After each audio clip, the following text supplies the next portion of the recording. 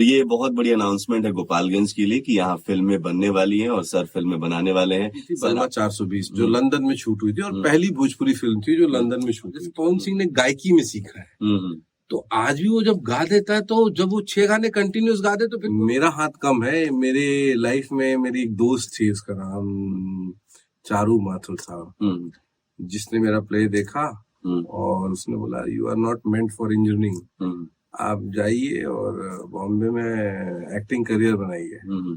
दोस्तों नमस्कार, आप देख रहे हैं रेडियो वर्षा का फेसबुक पेज और सुन रहे हैं रेडियो वर्षा। मैं हूं पल्लव और मेरे साथ जो शख्सियत आज है ये परिचय के मोहताज नहीं है। बॉलीवुड, टॉलीवुड, भोजपुरी वुड में तहलका मचा के अभी गोपालगंज में आए हैं और ये हमारा सौभाग्य है कि सर हमारे साथ हैं। जी हाँ, जाने माने भोजपुरी के विलन और हिंदी फिल्मों से लेकर तेलुगु फिल्मों में काम करने वाले सूर्या द्विवेदी सर। बहुत बहुत स्वागत है सर आपका। बहुत बहुत स्वागत है आपका भी। सर सबसे पहले सवाल तो यही होता है किसी भी आर्टिस्ट से कि ये आर्ट कैसे शुरू हो गया, कहाँ से ये शुरू हुआ? मैं बहुत छोटा था, मैंने लाइफ में पहली पिक्चर जो है अमिताभ बच्चन की देखी थी। पिक्चर का नाम था कुली जी, और उसमें एक डायलॉग, अमित जी को गोली लगती है और अमिताभ बच्चन वो डायलॉग बोल रहे होते हैं, तो वो मेरे दिमाग में बैठ गया और वही चीज जाके मैं घर में ट्राई करने लगा। तो जब वो उनके ऊपर चादर आके गिरती है और वो बोलते हैं कि हाँ मोहम्मद रसूलुल्लाह, वो पूरा रट गया था मुझे। मैं घर में करके, मैं ब्राह्मण में परिवार का लड़का हूँ और घर में या मोहम्मद रसूलुल्लाह कर रहा था, तो पिताजी बोलते हैं क्या तुम घर का नाम हंसा रहे हो। लेकिन वो मतलब एक घुसने वाली, एंट्री करने वाला था। मैं बचपन से ही अमिताभ बच्चन और शम्मी कपूर का मैं बहुत बड़ा फैन था। तो आप लोगों ने मेरी कॉमेडी भी जो देखी होगी ना, वो मैं बहुत फॉलो करता हूँ शम्मी कपूर साहब को। और अमिताभ बच्चन तो ये लोगों की वजह से कीड़ा घुसा, लेकिन हमारे पिताजी बहुत स्ट्रिक्ट थे और इस लाइन में जब भी मैं नाटक करके आता था, जिस दिन करके आता था उस दिन पिटता जरूर था घर पे। एक बार तो मैं दुर्गा पूजा में नाटक करके आया, तो मेरे पिताजी ने मुझे कपड़े उतार के नंगा बाहर खड़ा कर दिया। ये सब चीजें बहुत झेली, लेकिन वो मैं ये सोच के नहीं करता था, मुझे अच्छा लगता था। मैंने कभी सोचा नहीं था कि मैं बॉम्बे जाके एक्टर बनूंगा। मैं बेसिकली सिविल इंजीनियर हूँ। तो पढ़ाई वढ़ाई खत्म करने के बाद जब मैं 2 बार रिटन टेस्ट क्लियर किया, फिजिकल क्लियर किया और मेरी नौकरी नहीं लगी, तब मैंने डिसाइड किया। और उस डिसाइड करने में मेरा हाथ कम है। मेरे लाइफ में मेरी एक दोस्त थी, उसका नाम चारू माथुर था, जिसने मेरा प्ले देखा और उसने बोला you are not meant for engineering, आप जाइए और बॉम्बे में एक्टिंग करियर बनाइए। और इनफैक्ट टिकट भी उसने करा के दी थी मेरी। मेरे फादर ने तो साफ मना कर दिया, मैं 1 रुपया नहीं दूंगा। और ऐसे जर्नी शुरू हुई और मैं बॉम्बे पहुंचा। लेकिन मैं बॉम्बे की धरती को सलाम करता हूँ। मैं जिस दिन बॉम्बे पहुंचा, तीसरे दिन मैं शूटिंग कर रहा था और 5वें दिन मैं टीवी पे आ चुका था। क्या तो पहला सीरियल था मेरा सुराग। सुराग किया, फिर रवि किशन के साथ हेलो इंस्पेक्टर किया। तो ऐसे सीरियल्स काफी किए मैंने मेरे ओरिजिनल नाम के साथ। मेरा ओरिजिनल नाम है गजेंद्र, स्क्रीन नेम सूर्या है मेरा। तो उस करीबन 40 टीवी शो कर चुका हूँ मैं। और वही सीरियल कर रहा था, तो फिर एक बंदा मिला, जैसे सबको मिलता है वैसे मेरे को भी एक इंसान मिला। बोलो, उसने मुझे कॉन्फिडेंस दिया कि नहीं यार, तुम्हारी शक्ल, तुम्हारी बॉडी जेस्चर जो है वो हीरो का है, तो हीरो के लिए ट्राई करो। एंड मैंने पहली फिल्म, मैंने जब नाम रखा सूर्या, उसके 15वें दिन मैंने, मेरे परदादा का नाम है एक्चुअली सूर्य प्रताप दुबे, तो उनका नाम मैंने अडेप्ट किया और 15वें दिन पहली film as a hero sign की थी। वो ओमपुरी जी के साथ थी। पिक्चर का नाम था मिस इंडिया। फिर मैंने एक इंग्लिश फिल्म की जो Guinness book of world record में है अभी इस वक्त, 2003 के अखबारों, मतलब शायद मराठी, गुजराती, कोई ऐसा अखबार नहीं बचा था जिसमें नहीं छपा था। वो 1.5 घंटे का एक शॉट था और 1.5 घंटे की ही पिक्चर थी। क्या बात। तो और कट नहीं था उसमें, मतलब एडिटिंग की कोई रिक्वायरमेंट नहीं थी, इतना परफेक्शन के साथ उसको शूट किया गया था। तीसरी पिक्चर थी ससुरा बड़ा पैसे वाला। जी। चूंकि हम लोग बॉम्बे में खुद अपना खर्चा चला रहे थे, रेंट भी खुद देना था और खाना भी खुद ही खाना था, माँ बाप से कोई मदद थी नहीं। तो ससुरा करने के पीछे 2 रीजन थे। एक रीजन था कि मातृभाषा की फिल्म थी, मैं देवरिया का मैं पैदा हुआ हूँ, हम्म, ननिहाल मेरा मोतिहारी में है, तो भाषा अपनी भोजपुरी ही है। हम्म, तो मैं सोचा गाँव के दो चार लोग देखी मजा हम्म, ले ही हम हम्म, कॉल है जा हम्म, हमके बिल्कुल आभास ना रहे कि हम जौन बा ये पिक्चर इतना बड़ा हिट हुई। हम्म, हम कॉल यानी कि चला दो चार पैसा आवता आवे दो, और वो पिक्चर इतना बड़ा हिट हो गई कि पूरा भोजपुरी इंडस्ट्री वो पिक्चर की देन है कि लोग जाने लागल कि भोजपुरी इंडस्ट्री भी कोनो चीज बा, या भोजपुरी में भी कोनो फिल्म बनेला। तो जर्नी ऐसे शुरू भई और आज आपके सामने बैठे बानी। बहुत ही इंटरेस्टिंग जर्नी बा, बहुत सारा सवाल हमरा मन में आ रहल बा। तो सबसे पहले सवाल ये करम कि देवरिया में ही पढ़ाई लिखाई भइल, नाटक देवरिया में होत रहे कि कहीं ना और? ना ना ना, हम 3-4 साल के रहनी तो हमनी के दिल्ली शिफ्ट हो गए। अच्छा अच्छा। वो एक बहुत डिफरेंट घटना बा। हमारी पैदा भइले के बाद हमारे पिताजी की नौकरी लागल, बीच वाला पैदा भइल तो उनका नौकरी कंफर्म हुई। सबसे छोटा वाला पैदा भइल तो हमने के दिल्ली शिफ्ट हो गए। क्या बात तो ऐसा बहुत इंटरेस्टिंग स्टोरी बा वो। तो हमार स्कूलिंग जोन बा वो सब गुड़गांव हरियाणा में भइल बा। वही में 1-2 साल बीच में हम मतलब 9 में अब बता फेल हुए रहनी, तो वापिस इधर बलरामपुर पढ़े रहनी। और दूसरा हमके इस्नोफीलिया के प्रॉब्लम रहे, उसकी वजह से हम गावे आए रहनी कि पेट्रोल के स्मेल नया नया सब गाड़ी उड़ी देखले रहनी जाता, स्मेल बर्दाश्त ना होके। अब वो एक खातिर जो है 1-2 साल एहू जब पढ़ल बानी। जब एहू जब पढ़ी तब मतलब एक मेरा स्किट है जो इसको माइम बोलते हैं। माइम में मैं उस टाइम पे भी एक स्किट थी मेरी जो कि इस पे थी, नकल पे। वो मैं करता था मतलब 8th-9th क्लास में भी, तो बहुत हिट था मेरा वो। मैं बहुत जगह किया हूँ। और इस तरीके से जो है कुछ समय यहाँ पढ़ाई हुई है। वैसे बेसिकली मेरी सारी इंजीनियरिंग भी दिल्ली से है, और थिएटर में अस्मिता ग्रुप से करता था। अस्मिता के साथ किया है। फिर एनएसडी के एक डायरेक्टर थे GS राव, उनके साथ में नृत्य नाटिका करता था। और एक दूरदर्शन के प्ले डायरेक्टर थे जिनका नाम रमेश भतीजा जी था, उनके साथ मतलब मैंने पहला प्ले जो मतलब ये कह सकते हैं शहर से बाहर निकल के किया, उसके डायरेक्टर वही थे। तो मेरे पहले गुरु उन्हीं को कहूंगा। उससे पहले भी बहुत लोगों ने मुझे डायरेक्ट किया, लेकिन जो बाहर आप अपने शहर से बाहर निकल के करते हो और वहां जलवा करते हो तो बात होती है। तो रमेश भतीजा जी से, उससे पहले माथुर साहब थे, घोष साहब थे, उन सबके साथ मैं बहुत, और बचपन से ही मैं लीड रोल करता है। अब हमके बड़ा तकलीफ होला कि आज 20 बारी हो अभिनय करते हुए, तो अब चरित्र अभिनेता और कभी कभी दोस्ती खाते में थोड़ा इम्पैक्टफुल रोल होता है, लेकिन कभी कभी 2-4 सीन वाले भी करने पड़ते हैं। अब मुझे अब ज्यादा तकलीफ है। तब मुझे बम्बई शहर ने मतलब हाथों हाथ लिया और बहुत कुछ दिया, और मैं शुक्रगुजार हूँ कि बम्बई ने मुझे बहुत कुछ दिया। लेकिन उससे पहले शुक्रगुजार अपनी मातृभूमि का हूँ कि मैं यहाँ पैदा हुआ और आप लोगों के सामने। क्या बात, बहुत इंटरेस्टिंग ये स्टोरी चल रही है। सवाल अगला ये है कि सुराग मैंने खुद देखा है बचपन में। सुराग वो एक बहुत ही सस्पेंस वाली सीरियल थी, उसमें क्या रोल था जरा बताएं। बहुत सारे लोग होंगे जो सुराग एक्चुअली क्या था, अब 20 साल पहले मैंने किया था 2002 में। तो कुछ यादें होंगी। हाँ, एक्चुअली जो उनके इंस्पेक्टर थे वो मुझे दिल्ली में एक बार मिले थे, उसमें जो सुदेश बेरी साहब, वही मेरे को गौतम अधिकारी से इंट्रोड्यूस कराया। और वो मिले थे एक IAS के पास। तो आप कहाँ मिलते हो, किससे किसके द्वारा मिलते हो, उससे बहुत इम्पैक्ट पड़ता है। उन्होंने मुझे मिलवाया, तो उसमें मेरे को जहां तक याद है वो एक कल्प्रिट था जो कि जिसपे शक किया जाता है लेकिन वो होता नहीं है, वैसा कुछ किरदार था वो।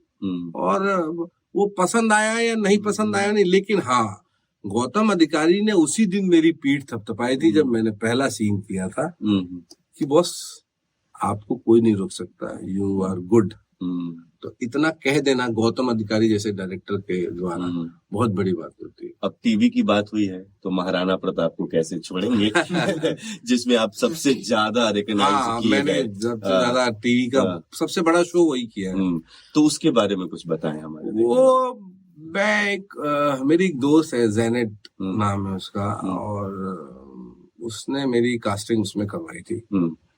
और मैंने ऑडिशन दिया था, ऐसा कुछ फोर्स वोर्स नहीं लगा था, ऑडिशन दिया था। उनको मेरे जैसा ही मतलब खूबसूरत राजा चाहिए था।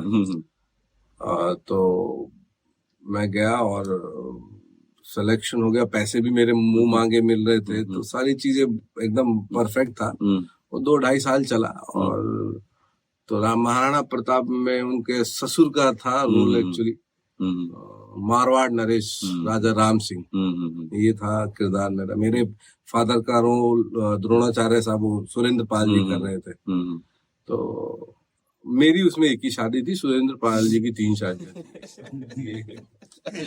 कोई डायलॉग याद होगा आपको? नहीं यार, इस वक्त अब तुम बात कर रहे हैं हम लोग, महाराणा का कोई डायलॉग ऐसा नहीं है। बिल्कुल बिल्कुल। एक जगह फंसा था मैं, एक शब्द था जब मैं पहला सीन कर रहा था, तो क्या यूजुअली हम लोग जो हिंदी यूज करते हैं वो वाली हिंदी होती नहीं, उसमें एक शब्द था मामरक। अब मैं उसको बोली ना पाऊं, लेकिन वो था मारमक, राजा मारमक कुछ ऐसा नाम था। तो वो एक इंसिडेंट उसका मुझे बहुत अच्छे से याद है। एक और मूवी जो बहुत ही ज्यादा पॉपुलर है, ऑफबीट मूवी है, जिसमें आप थे अनवर, उसकी कहानी जरूर हमारे दर्शक सुनना चाहेंगे। वो बड़ी इंटरेस्टिंग कहानी है अनवर की। अनवर में वो रोल पहले यशपाल शर्मा जी कर रहे थे, जो मैंने किया। अच्छा अच्छा। और जब मैंने ऑडिशन दिया, और एक्चुअली मेरे एक जानने वाले के प्रोड्यूसर जानकार थे, तो मैंने ऑडिशन दिया, तो उन्होंने मेरे को भेजा कि जाके एक बार ऑडिशन दे दो।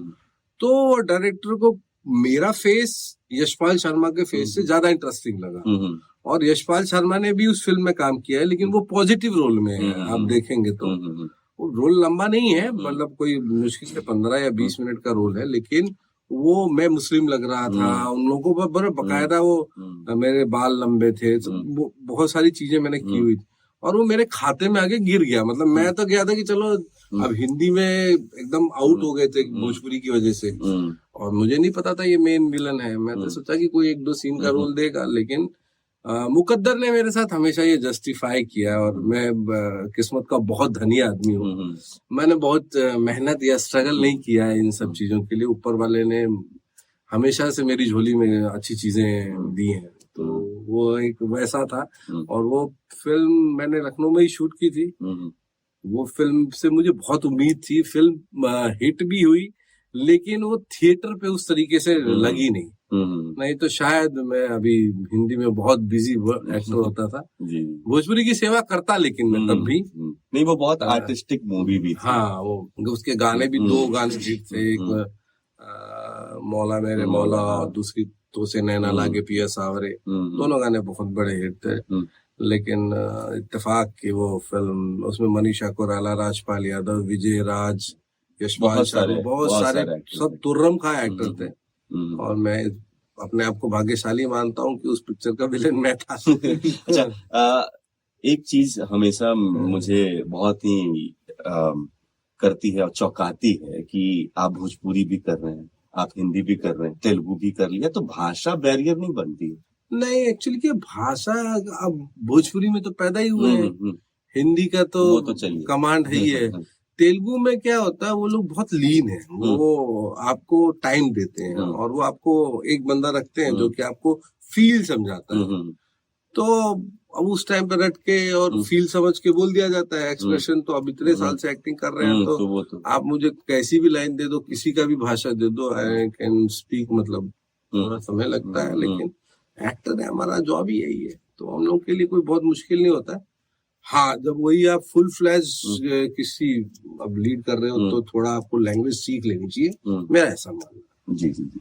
तो तेलुगु की भी कहानी सुनाइए, तेलुगु में कैसे? ऐसा था, मैंने एक फिल्म की थी बलमा 420, जो लंदन में शूट हुई थी, और पहली भोजपुरी फिल्म थी जो लंदन में शूट हुई थी। उसके राइटर थे नवाब आड़ू साहब। जी जी। उन्होंने मेरा काम देखा, और मतलब वो फिल्म में मैंने लंदन में लोगों को रुला दिया था जब मैं सीन कर रहा था। एक सीन है मेरा माँ के साथ, तो नवाब जी मेरे फैन हो गए थे। उन्होंने मुझे साउथ में एक नारायण मूर्ति करके हीरो है, आंध्रा साइड के, तो वहाँ उन्होंने इंट्रोड्यूस कराया, ऐसे मैंने वो फिल्म की।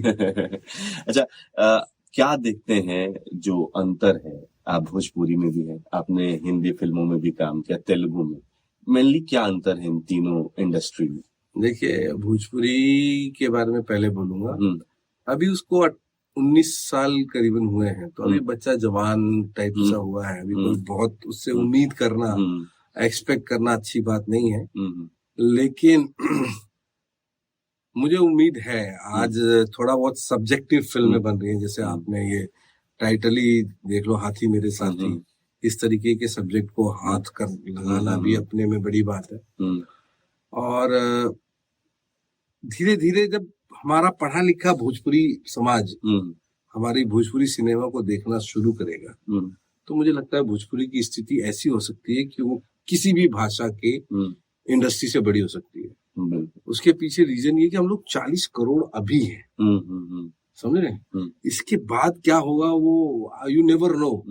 आज जैसे हमारी एल्बम इंडस्ट्री सारी हिंदी वालों पे भी भारी है, बिल्कुल, पंजाबियों पे भी भारी है, बिल्कुल, बिल्कुल। लेकिन वही है कि आप कुछ अच्छा गाते हैं, कुछ बहुत भद्दा गाते हैं। तो यहाँ पे तो पब्लिसिटी की बात है, बैड पब्लिसिटी भी इज अ गुड पब्लिसिटी। हाँ, बिल्कुल, बिल्कुल। और अच्छी पब्लिसिटी तो अच्छी होती ही है, उसका कोई बात वो नहीं है। अच्छी चीज अच्छी होती है, कभी कभी बुरी चीज भी। रावण को भी लोग याद रखते हैं, राम को याद रखते हैं, तो रावण को भी लोग याद रखते हैं। तो बुरा और अच्छा सब जगह होता है।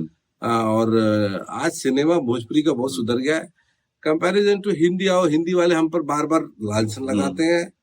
मैं हिंदी करता हूँ, लेकिन फिर भी मैं ये बोलूंगा कि आज भी आप हमारी भोजपुरी की 4 सिनेमा उठा लो, 4 सिनेमा अपना उठा लो, तो नंगापन किसमें ज्यादा है वो आप अपने आप जज कर सकते हैं। तो उसके लिए मैंने भाषा में ऐसी कौन सी चीज है जो आप नहीं बोलते जिसका डबल मीनिंग नहीं हो सकता है? सही बात, सही बात। हम लोग भी बोलते हैं, तो हमारी भी भाषा में हर बात का डबल मीनिंग हो सकता है। लेकिन अभी भी हम लोग कह सकते हैं कि 20वीं सदी में जी रहे हैं भोजपुरी वाले, और आप 30वीं सदी में जी रहे हैं। तो हमारे में और आप में थोड़ा सा फर्क है। जहां तक साउथ वाले हैं, साउथ वाले इन सब चीजों के बीच में नहीं जाते। वो लोग बहुत मोर ओवर कंसेप्ट पे काम करते हैं। वो लोग थोड़े हमसे ज्यादा स्मार्ट है, पढ़े लिखे हैं। इसकी वजह से हमारी विडंबना सबसे बड़ी भोजपुरी की है कि इसमें अभी पढ़ा लिखा हीरो नहीं है अपने पास बहुत ज्यादा। अपने पास पढ़ा लिखा टेक्नीशियन नहीं है, अपने पास पढ़ा लिखा बाकी बहुत सारी चीजें नहीं है। तो वो धीरे धीरे सुधर रही हैं, ऐसा नहीं है कि नहीं सुधर रही हैं, और सुधर रही हैं धीरे धीरे। जैसे समाज पढ़ा लिखा आएगा, किसी भी चीज के ज्ञाता लोग जब सीख कर आते हैं, तो अब जैसे पवन सिंह ने गायकी में सीखा है, तो आज भी वो जब गा देता है, तो जब वो 6 गाने कंटिन्यूस गा दे तो फिर कोई और नहीं बचता है। सही बात, समझ रहे हैं? हाँ। तो as a singer he is master blaster. Khesari है, वो भी सीखा है।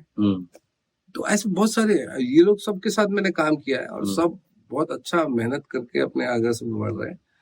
बस मैं ये कहूंगा कि आप लोग थोड़ा नजरिया बदलें, और हमारे पढ़ा लिखा जो समाज है वो भोजपुरी को थोड़ा सा सपोर्ट करना शुरू करे। जो भोजपुरी है, भोजपुरी वाले हैं, तो भोजपुरी को आगे बढ़ने से, मेरे ख्याल से टॉप इंडस्ट्री बनने से कोई नहीं रोक सकता। और मैं ये सबसे बड़ी गुजारिश तो मेरी ये है कि हमारी जो पब्लिक है वो थिएटर पे रूठ गई है। हम लोग थिएटर के बाप रहे हैं, मतलब हम लोगों ने बहुत सारी ब्लॉकबस्टर्स दी हैं थिएटर पे। अब थिएटर पे पब्लिक जा नहीं रही है। तो मैं बस अपनी जनता जनार्दन से ये जरूर गुजारिश करूंगा कि आप लोग नहीं देखेंगे तो हम लोग नहीं चलेंगे, और हम लोग नहीं बना पाएंगे। तो थिएटर पे जाइए, और यही मेरी बिल्कुल, थिएटर पे जाइए, देखिए। और सर, सवाल आगे ये मेरा है कि अगर आप एक्टर ना होते तो क्या होते? देखिए, एक्टर नहीं होता तो मैं बहुत बड़ा क्रिमिनल होता। यानी जो वो विलेन के किरदार मिल रहे हैं, कहीं ना कहीं इनर पीस में है। नहीं, एक्चुअली वो इनर पीस की बात वजह से नहीं है। एक्चुअली हमारा फैमिली बैकग्राउंड भी कुछ इस तरीके का है। मैं इंजीनियर पढ़ाई किया, लेकिन पढ़ाई मुझे ना, मेरी फितरत है, मैं किसी की जी हुजूरी नहीं कर सकता। नहीं, मेरे बाद वाले विलन आए, और जो मुझसे ज्यादा फिल्में किए हैं, मुझसे ज्यादा फिल्में किए, मैं इसके लिए डिनाई भी नहीं करता। मेरे पास ज्यादा ब्लॉकबस्टर है, वो अलग बात है, लेकिन उन्होंने धड़ी के भाव से, मतलब छापे जाओ छापे जाओ। मैं किसी की चमचागिरी नहीं कर सकता। तो जो आदमी चमचागिरी नहीं कर सकता वो अपने आप को राजा ही समझता होगा। सही बात, सही बात। तो राजा बनने के तो आज की तारीख में या तो नेता बन जाओ या क्रिमिनल बन जाओ। तो ये दो बहुत अच्छी पोस्ट है, जो आपको बेस्ट लगे उसमें चूज कर लो।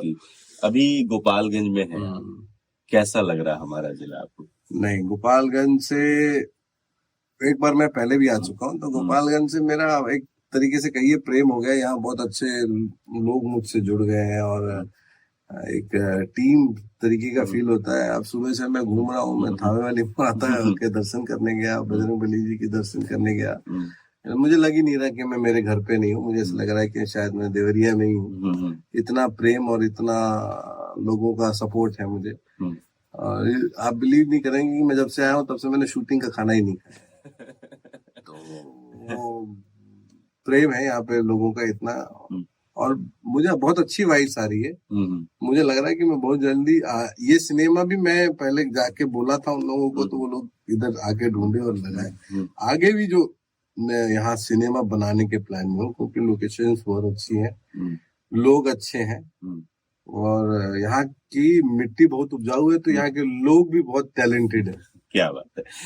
गोपालगंज वासियों की तरफ से थैंक यू सर को। और अभी जो आपका लेटेस्ट प्रोजेक्ट चल रहा है गोपालगंज में, हाथी मेरे साथी, क्या है, कौन कौन? देखिए, टाइटल से ही डिसाइडेड हो जाता है कि हाथी मेरे साथी, तो हाथी को लेकर ही पिक्चर बन रही होगी। और इसमें सारा योगदान यश मिश्रा जी का है। उन्होंने ये टाइटल सोचा और ये बना रहे हैं इस पर, ये बहुत बड़ी बात है। और ये जो सब्जेक्ट है वो अलग होगा ही, क्योंकि ये बहुत ज्यादा इंसानों से लेना देना नहीं होगा, इसका जानवर से ज्यादा ही, जानवर के इमोशन से ज्यादा लेना होगा। और यश जी का तो इस बारे में रहा ही है कि वो बहुत अलग अलग डिफरेंट सब्जेक्ट पे काम करते हैं, और इसके लिए मैं उनको हमेशा धन्यवाद भी करता हूँ कि वो कुछ अलग नया सब्जेक्ट लेके आते हैं और एक्टिंग पे अलग अलग किरदार करते हैं और अपनी मेहनत उनकी जारी रहती है। तो उनकी भी एक अलग दुनिया है, वो एक अलग लीग लेके चलते हैं। और आपका किस तरह का किरदार है इसमें? मैं इसमें विलन हूँ, जो बाहर से आया है और ज्यादा रिवील नहीं कर सकते। अच्छा, आपका सबसे बड़ा बदमाश पिक्चर का मैं ही हूँ।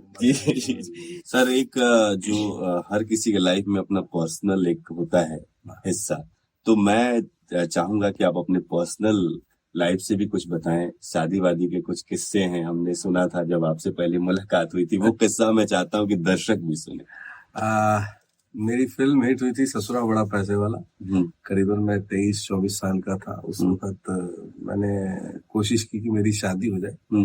मेरे घर वालों ने भी बहुत कोशिश की कि अपने समाज में शादी हो जाए, और नहीं हो पाई। क्योंकि मैं फिल्म अभिनेता था, तो हमने किया जो फिल्म अभिनेता वाला होकर इमेज बहुत खराब बा। तो वो वक्त में का भइल कि एक दूगो लड़की मिलबो करी, तो कोनो के दतवे टेढ़ रहे, कोनो के सर पे बाल न रहे। बहुत कोशिश भइल हमरे खातिर, ना हो पाइल बियाह हमार हमारी समाज में, तो हमके मजबूरन लव मैरिज करके पड़ा। वो एगो बहुत जबरदस्त किस्सा रहा है कि हमारे पिताजी के जब पता चला कि हम लव मैरिज कर ले बनी, तो हमके घर से निकाल देले रहने, समाज से निकाल देले रहने। लेकिन हमारा जो बिटिया जो बड़ी बेटी है, वो जब पैदा भई तब जाके माई बाप, माँ से तो रहा नहीं जाता ना, तो हमार माई जो मारी वो हमसे बात करी शुरू कैली। धीरे धीरे फिर एक हुई नहीं जा, लेकिन बड़ी मुश्किल से ब्याह भइल। वो बहुत बड़ा किस्सा बा, काहे कि वैसे तो हमने खानदानी है जा, जमींदार है जा। हमारे मौसा मेंबर ऑफ पार्लियामेंट रहने राजमंगल पांडे, हमारे भाई MP रहे पिछली बार। लेकिन तब वो इतना बड़ा परिवार होके भइले के बाद जमीन जायदाद सब रहे, लेकिन क्यों हमके लड़के ना देते हैं। ये हमारे साथ बहुत बड़ा इतना, वैसे जिंदगी में बहुत लड़की लोग रोज प्रपोज करे, लेकिन होला ना कि घर के बड़ा रहनी, तो भइली कि भाई बड़ा हुआ तो समाज में ब्याह करा, तो ना भइल। फाइनली ये रहे कि ब्याह ना भइल। अब ऊपर वाले की जो मर्जी होना वो है होगा। ऊपर वाला बढ़िया लिखे थे भाई। तो मैडम के बारे में भी थोड़ा बताइए। हमारी जो पत्नी है वो टीवी की बहुत बड़ी एक्टर है, उनको टीवी की विद्या बालन कहा जाता है। वो अकेली एक्ट्रेस है जिसने सावधान इंडिया और क्राइम पेट्रोल के करीबन 150 एपिसोड किए हैं। कलर्स के 5 शोज किए हैं, लाइफ ओके का शो किया है, उसमें सर किसी में पैरेलल लीड, किसी में विलेन। अभी इस वक्त जी पे एक शो चल रहा है जो बतौर खलनायक है उनका भी तो मैंने नहीं सिखाया है एक्टिंग शुरू से ही, तो क्योंकि वो सिंगर थी और मैंने उनको एक्टर बनाया, तो फाइनली उनके झोली में भी अब विलेन के रोल ही गिर रहे हैं। उनका नाम जो है वो डॉल्फिन दुबे है, तो आप लोग गूगल पे सर्च कर सकते हैं, एक आधी पिक्चर मेरे साथ भी मिलेगी। क्या बात है। जो आपका लुक है ऐसा लगता है आप विदेशी हैं, कभी इसका फायदा मिला आपको? फायदा बहुत मिला लेकिन नुकसान ज्यादा मिला मुझे।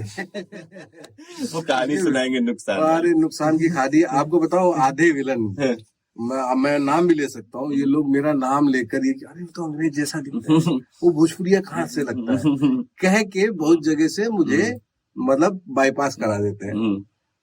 मैं ये समझता हूँ वो उनका अपना कर्म है, लेकिन मैं हूँ इस तरीके का, ये भी एक डिफरेंट चीज है कि भाई ऐसा।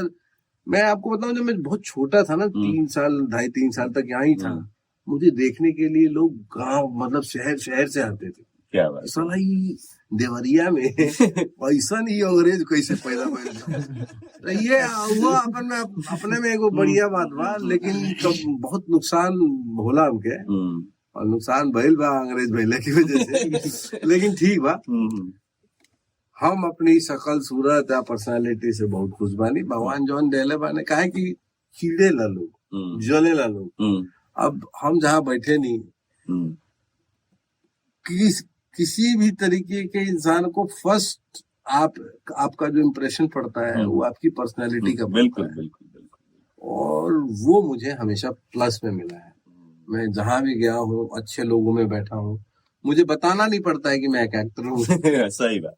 मैं जब नहीं एक्टर था तब भी लोग मुझे एक्टर ही समझते थे। तो ये मेरी एक अपनी वो ऑरा है कि भगवान ने ऐसा दे के भेजा हुआ है, मुझे करना नहीं पड़ता, इसके लिए मेहनत नहीं करनी पड़ी। कभी मैं स्कूल टाइम में भी मतलब वो कभी मुझे अपने आप को इंट्रोड्यूस नहीं कराना पड़ता था, लोग मेरे को इंट्रोड्यूस कराते थे, लोग मेरे बारे में जानने के लिए उत्सुक रहते थे। तो ये ऊपर वाले की देन है, कुछ प्लस है कुछ माइनस है, तो मैं अपने सारे पर्सनैलिटी के साथ खुश हूँ। एक और खासियत आपकी मैं महसूस करता हूँ कि इतने बड़े एक्टर होने के बाद भी इतने डाउन टू अर्थ कैसे मैनेज करते हैं? नहीं, क्या लेके कुछ नहीं जाना है। मैं एक बहुत, हम लोग बचपन में कविता सुबह सुबह प्रार्थना में करते थे कि हमको मन की शक्ति देना, मन विजय करें और दूसरों की जय से पहले खुद को जय करें।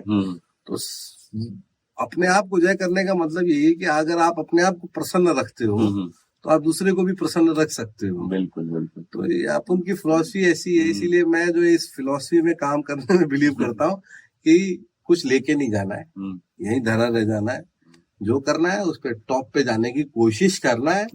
उसके लिए किसी को नुकसान नहीं करने का है, किसी का दिल नहीं दुखाना है, लेकिन करना वही है जो खुद को करना चाहता है। और अब बहुत देर बातें मैं करता जाऊंगा आपसे, लेकिन एक आखिरी सवाल मेरा ये है कि हर एक इंसान का एक लक्ष्य होता है कि ये करना है, आपका क्या है कि अब क्या करना चाहते हैं, आगे क्या प्लान? मैं एक्टर के बाद एक्टिंग में ही एक सपना है ना? एक्टिंग में देखो ऐसा है, नेवर एंडिंग सब्जेक्ट है। मैं एक्टिंग से रिलेटेड तो यह है कि हिंदी में कीप ट्राइंग चल रहा है मेरा, और इवन साउथ से भी बहुत सारी बातें चल रही हैं, लेकिन मैं भोजपुरी कभी नहीं छोड़ने वाला। भोजपुरी ने मुझे पहचान दी है। मैं मेकर बनने के मूड में हूँ, बहुत जल्दी फिल्म निर्माता के तौर पे भी आप लोगों को नजर आऊंगा। तो ये मेरा प्लान है, क्योंकि एक्टर जो होता है ना, उसका एक एज के बाद बुढ़ापा जो होता है वो थोड़ा सा तकलीफ दे होता है, तो अपना बुढ़ापा सेव करना है। अच्छा, एक ड्रीम ये भी होता है कि किसी एक एक्टर या एक्ट्रेस के साथ काम करना, आपका कोई ड्रीम है? किसी के साथ? यार एक ही, अगर बॉलीवुड में है तो एक ही आदमी, उसका नाम अमिताभ बच्चन, उसके साथ मैं बैठा हूँ, उठा हूँ, बातें की है, लेकिन मैं इत्तेफाक से उस पिक्चर का हिस्सा नहीं बन पाया। गंगा और गंगोत्री का मनोज जी ने किया, दिनेश जी ने भी की, लेकिन मैं हिस्सा नहीं बन पाया। एक मेरा वो सपना है।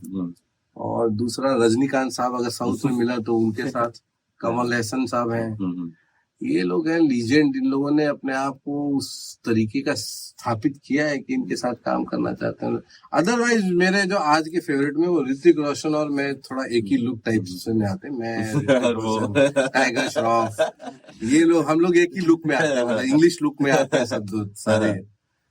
वो मेरा है कि उधर भी कुछ हो जाए, कोशिश जारी है। बाकी वो माता चाहेंगी तो जब वो चुटकी बजाएंगे काम हो जाएगा, बस उसी के लिए था। इसीलिए गोपालगंज जाता हूँ कि थावे माता थोड़ा आशीर्वाद दे और मेरा काम चुटकी बजा के हो जाए। बिल्कुल, हम भी चाहेंगे, हमारा भी आशीर्वाद, हमारा दुआ, हमारा प्रेम आपके लिए है कि आप जाएं और हम लोग गदगद हो जाएं देख के कि सर के साथ हम बैठे और सर देखो आज कहाँ है। तो बहुत बहुत धन्यवाद। बातें के लिए क्या नहीं, मैं एक बात कहना चाहूंगा, मैं आज जहाँ भी हूँ ऐसा नहीं है कि नाखुश हूँ, मैं बहुत खुश हूँ। मेरी भोजपुरी ऑडियंस ने मुझे बहुत प्यार दिया है। आज भी मतलब लोग कहीं भी खड़ा होता हूँ तो तुरंत पहचान जाते हैं। इसके लिए, उनके आशीर्वाद के लिए और उनके प्रेम के लिए मैं ऋणी हूँ, हमेशा उनका ऋणी रहूंगा। हाँ, कोशिश हर एक एक्टर की होती है कि वो कुछ और बड़ा करे, और वो भी मैं आप ही लोगों के लिए करना चाहता हूँ, ताकि आप लोग छाती ठोक के कहें कि हाँ ये भोजपुरिया एक्टर है और ये वहाँ पे है। जी जी, हमारे लिए तो आप अभी भी बड़े हैं। हम आपके ड्रीम की बात कर रहे हैं। अभी जो लोग देख रहे हैं, गोपालगंज के लोग देख रहे हैं, इनके लिए क्या मैसेज? कुछ नहीं, प्रेम करिए सबसे, और प्रेम बांटिए और प्रेम से बात करिए। हमेशा दूसरों को रिस्पेक्ट दीजिए, किसी का दिल मत दुखाइए, और ऐसे ही हमेशा अपना प्रेम बना के रखिए। गोपालगंज का प्लान के बारे में? गोपालगंज में मेरा फिल्म बनाने का प्लान है, और फिल्म में बनाने का, खाली एक फिल्म बनाने का नहीं है, फिल्म में बनाने का प्लान है। और उसके लिए मेरा एक छोटा भाई है अतुल, उससे आप लोग मिले, क्योंकि मैं उसको हर तरीके से, चाहे मुंबई के आर्टिस्ट से लेके टेक्नीशियन से लेके हर तरीके का उसको सपोर्ट करने की तैयार हूँ। आधा पैसा मैं लगाऊंगा उन फिल्मों में, आधा आप, मैंने इनको बोला है कि और लोगों को अरेंज करिए, तो हम लोग साथ में मिलके कुछ कंबाइंड चीजें करेंगे, और आप सबका वेलकम है उसमें। क्या बात है। तो ये बहुत बड़ी अनाउंसमेंट है गोपालगंज के लिए कि यहाँ फिल्में बनने वाली हैं और सर फिल्में बनाने वाले हैं। सर आप स्टूडियो आए, इतना सारा समय दिया, इतनी सारी बातें हमें बताई, बहुत बहुत धन्यवाद। मुझे भी आपसे मिलकर बहुत धन्यवाद। पहली बार जब मैं आपसे मिला था तभी मैंने डिसाइड कर लिया था कि यस, मैं आपके पास जा रहा हूँ और आपसे मिलूंगा। क्या बात। आपके व्यक्तित्व को देखकर मैं बहुत इम्प्रेस। थैंक यू, नमस्कार।